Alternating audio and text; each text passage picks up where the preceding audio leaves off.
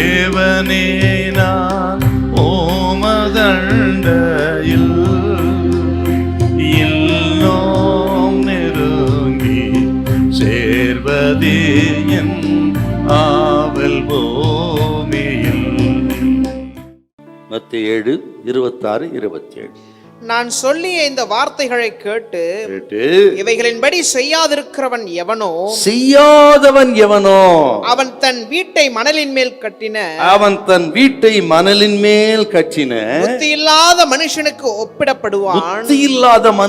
ஒப்பிடப்படுவான். பெருமழை சொரிந்து பெருவெள்ளம் வந்து காற்று அடித்து அந்த வீட்டின் மேல் மோதின போது அது விழுந்து முழுவதும் அழிந்தது என்றார்.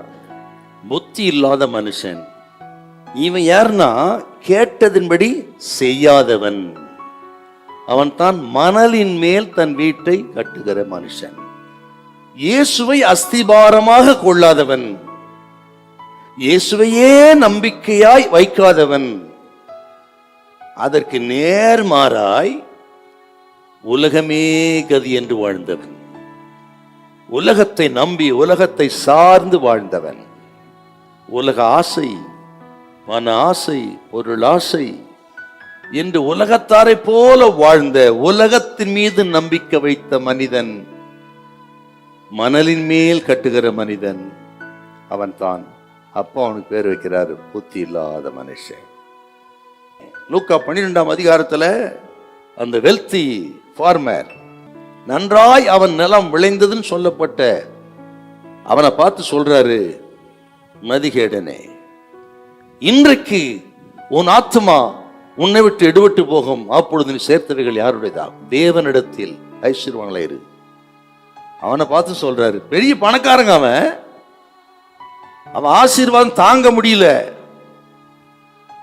இடிச்சு கட்டணும்னு சொல்றான். அந்த பெரிய பணக்காரன் விவசாயத்தில் வெற்றி பெற்று விட்டான், பொருளாதாரத்தில் வெற்றி பெற்று விட்டான், சேர்த்து வைக்கிறதுல வெற்றி பெற்று விட்டான், உலக பிரகாரமான வெற்றி பெற்றவன்.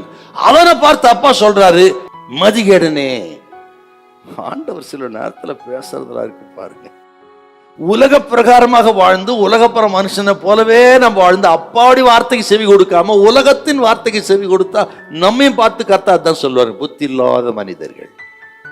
அதனால மனத்தை வைத்தோ உலக பிரகாரமான வெற்றியை வைத்தோ நாம் ஜெயிச்சிட்டோம்னு சொல்லக்கூடாது. அதுக்கு அர்த்தம் கிடையாது. வேதத்தின்படி வாழ்ந்து வேதத்தின் வெளிச்சத்திலே வெற்றி பெற்றவர்கள் தான் அப்பா கும்பு ஞானிகளும் புத்தி உள்ளவர்களும் வெற்றி பெற்றவர்கள். ஆக குடும்ப வாழ்க்கையில, கல்வியில, வேலையில வெற்றி தேவைதான், சந்தேகமே இல்லை. ஆனால் அதற்கு முன்பு ஆவிக்குரிய காரியத்தில் வெற்றி பெறணும். அதுக்கு முக்கியத்துவம் கொடுத்து அவர் என்ன சொல்லுகிறாரோ அப்படி செய்யுங்க. கர்த்தர் சொல்றானிக்கு படிப்பில வெற்றி பெறுவீர்கள், வேலையில வெற்றி பெறுவீர்கள், உங்க குடும்ப வாழ்க்கையிலும் நிச்சயமா கர்த்தர் வெற்றி தருவார். ஹல்லேலூயா, ஹல்லேலூயா.